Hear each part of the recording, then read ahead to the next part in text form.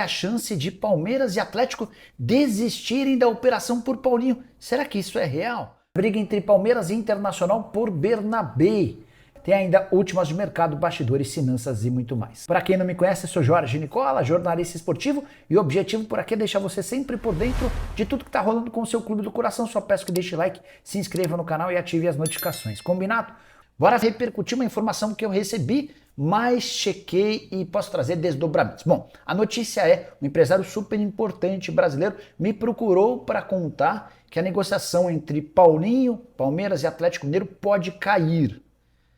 Eu perguntei, mas qual o motivo? E a pessoa respondeu que os donos do Atlético não estão muito convencidos de que essa negociação, se levada adiante, vai fazer bem para o Galo. Apesar dos 18 milhões de euros em dinheiro e da cessão de mais dois atletas, do Gabriel Menino e do Patrick, que já passaram por exames médicos.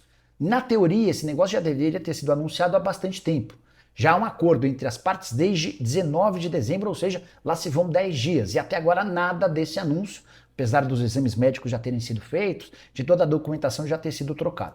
Parece de fato ter alguma coisa estranha no ar. Até fui pesquisar e cheguei a ler que entre os motivos para o não anúncio estava o fato de o Patrick, volante da base do Palmeiras, não ter se acertado ainda com o Galo.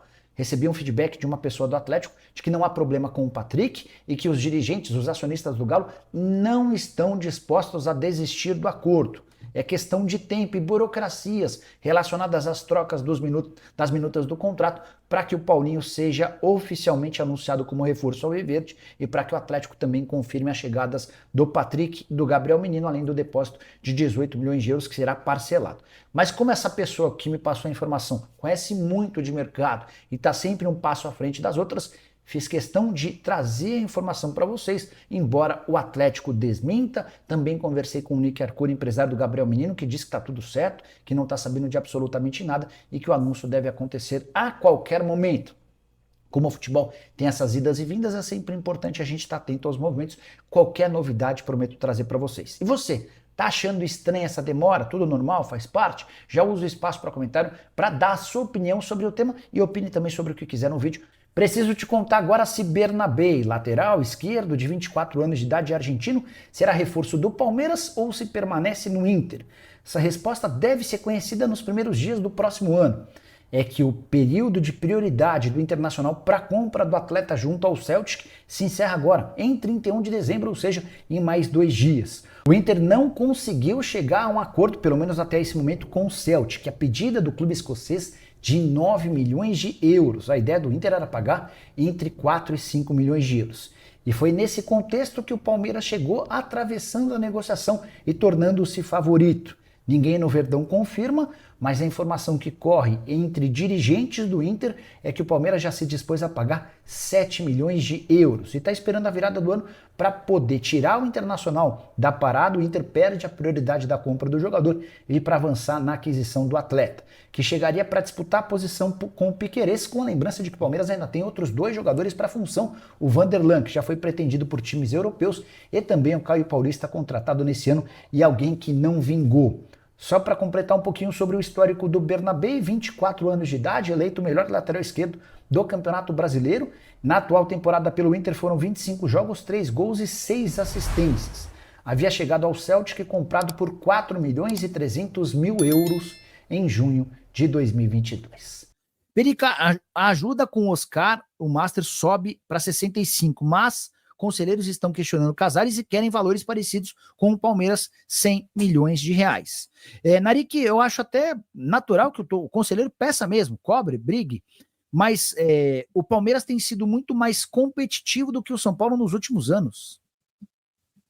O Palmeiras, por exemplo, é um time que pegou 2 títulos de Libertadores, ganhou 2 títulos de Brasileiro. O Palmeiras tem uma capacidade de faturamento hoje muito maior do que o São Paulo. A história do São Paulo é gigante, mas o momento do Palmeiras indica um time mais competitivo do que o São Paulo. Então é natural que o mercado esteja mais disposto a pagar para estar na camisa do Palmeiras do que na camisa do São Paulo. Sei que para o conselheiro e para o torcedor é ruim ouvir isso, mas, mais uma vez, também não estou aqui para fazer média, nem para fazer tipo. Se você esquece que você é São Paulino, está na Ariquê, e está muito claro que você é São Paulino, está sempre aqui com a gente, já deu para perceber o teu nível de conhecimento e um nível legal. Você tem uma empresa, você você vai colocar a sua empresa para ter mais... Você acha que a sua empresa vai ter mais exposição no São Paulo ou no Palmeiras? O Palmeiras com investimento, por exemplo, o Palmeiras vai ter Super Mundial de Clubes para jogar no ano que vem. O São Paulo não vai ter.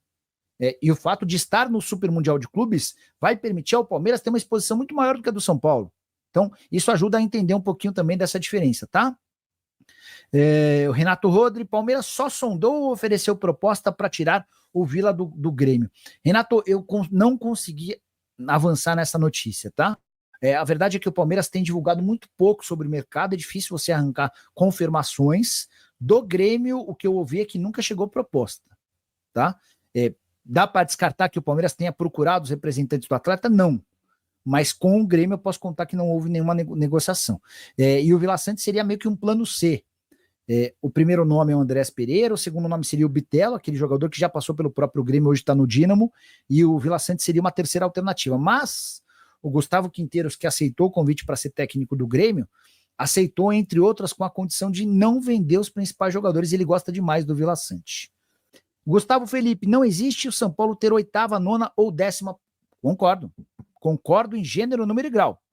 Seria maluco se o São Paulo tivesse só o 10º Master do país. Mas com os 12 milhões de reais que a Superbet vai aportar em relação ao... O São Paulo vai ter o 4º maior patrocínio Master do futebol brasileiro. Primeiro lugar o Flamengo, PixBet, 115 milhões. Segundo lugar o Corinthians, Esportes da Sorte, 103 milhões. Terceiro lugar o Palmeiras, Sporting Bet, 100 milhões. Quarto lugar o São Paulo, 65 milhões. Na sequência, o Atlético Mineiro com 60, o Botafogo com 55, sendo que o Botafogo e o Atlético acabaram de renovar os contratos, tá bom? O Estevan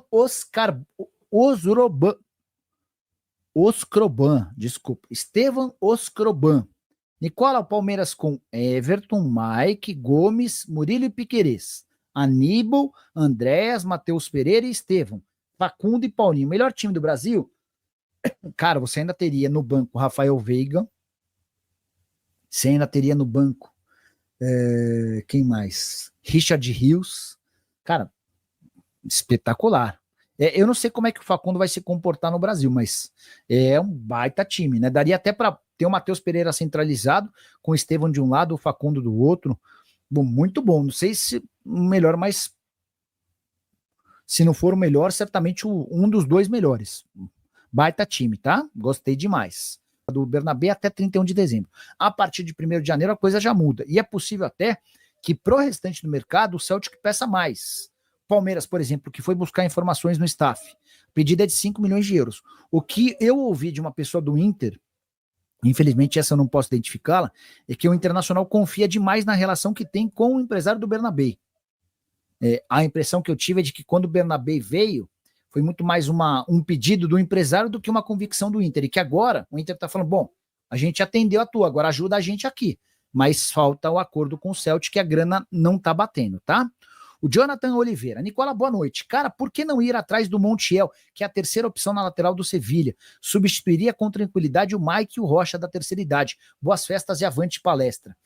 O Jonathan, o Palmeiras gastou uma baita grana com o Agustin Giai. Esse é um ponto. Um baita investimento. E se você traz o Montiel, você teria Montiel, Giai, Marcos Rocha e Mike. 4 jogadores para a mesma posição. E aí, só para pegar carona nessa sua pergunta, muita gente está se questionando, bom, mas por que o Palmeiras resolveu gastar agora o que nunca gastou? Isso passa também muito por uma conversa forte que o Abel teve com a Leila. A Leila está tentando convencer o Abel a ficar para 2027. O contrato acaba em dezembro de 25. E o Abel bateu na tecla de que tem sido muito criticado e questionado pelos reforços que não vingam. São vários os atletas que o Palmeiras contrata e que não performam. E aí o Abel lembrou intramuros, sem a presença de imprensa, que vários dos caras que naufragaram, que não deram certo, não eram a primeira indicação do Abel. Não eram nem a primeira, nem a segunda, eram a quarta, a quinta, a sexta, porque a Leila e o Anderson Barros vão riscando. Então vamos lá, o Abel manda uma lista com 6 atletas para a função de volante.